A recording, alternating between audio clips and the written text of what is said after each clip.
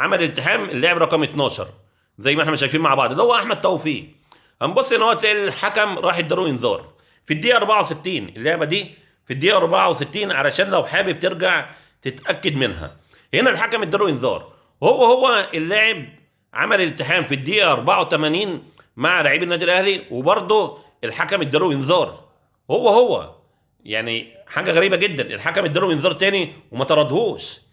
اول حاجه هنشوفها مع بعض هنا فاول لصالح الاهلي. هنشوف مع بعض هنا هتلاقي فيه تدخل بقوه من لاعب بيراميدز، وطبعا هنا الالتحام موجود والفاول سليم.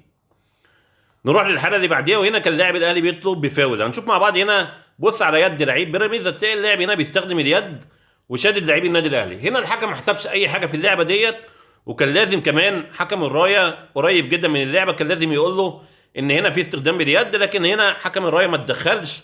كمان الحكم ما حسبش حاجه في اللعبه ديت.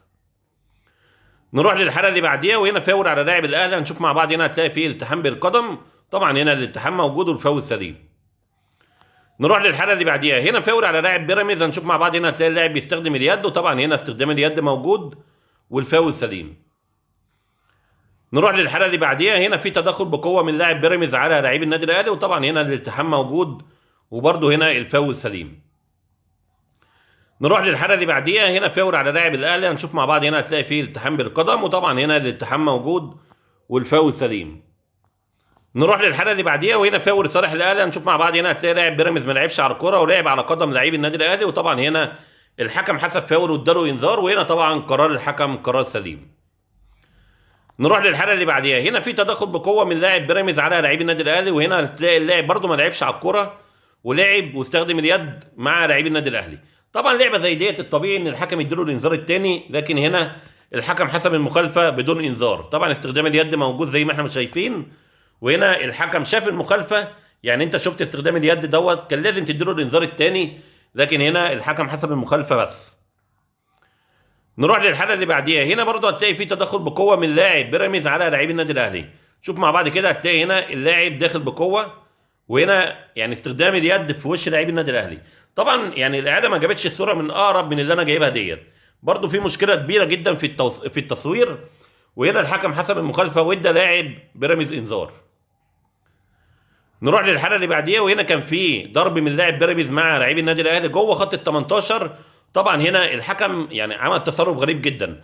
اول حاجه بص على لعيب بيراميدز، هو اللي رايح للعيب النادي الاهلي ورايح هيعمل معاه التحام زي ما احنا شايفين مع بعض. يعني هنا ضرب بدون كوره، اقل حاجه هتديله انذار، لكن ان انت تدي لعيب النادي الاهلي كمان انذار وهو المضروب دي حاجه جديده جدا.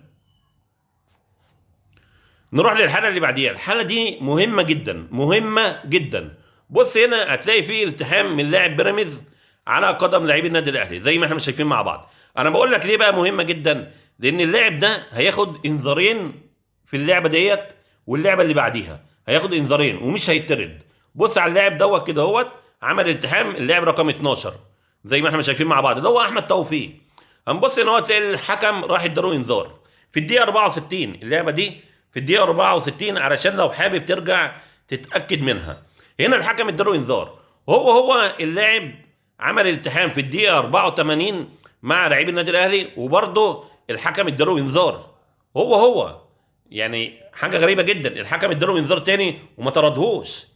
في نهايه المباراه ما حدش شاف ايه اللي حصل، الحكم راح مديله طرد وطلعه بره المباراه في نهايه المباراه، لكن هنا الحكم ما ادالوش الانذار الثاني وطرده. طبعا يعني حاجه غريبه جدا، تقدر تقول عليها كده فضيحه تحكيميه. انا سمعت بقى المذيع بيقول ان الفار لغى الانذار. الفار ملوش ان هو يلغي الانذار الاصفر، لكن ليه يلغي الانذار الاحمر؟ يعني لو الحكم طرد لاعب بالغلط يجيبه ويقول له مش هو ده اللي يستاهل الطرد، يقول له اللاعب اللي يستاهل الطرد، لكن الانذار الاصفر حكم الفار ملوش ان هو يتدخل فيها. فطبعا هنا اللاعب ده واخد انذارين وما اتطردش. نروح للحاله اللي بعديها وهي ضربه الجزاء بتاعت النادي الاهلي. هنشوف مع بعض هتلاقي طبعا الاتهام موجود زي ما احنا شايفين مع بعض، وهنا برضه يعني كان لازم يبقى فيه انذار. هنا التعمد موجود، خلاص الكره عدت اللاعب وهنا اللاعب ما لعبش على الكره وعمل التحام، كان لازم يبقى معاه انذار.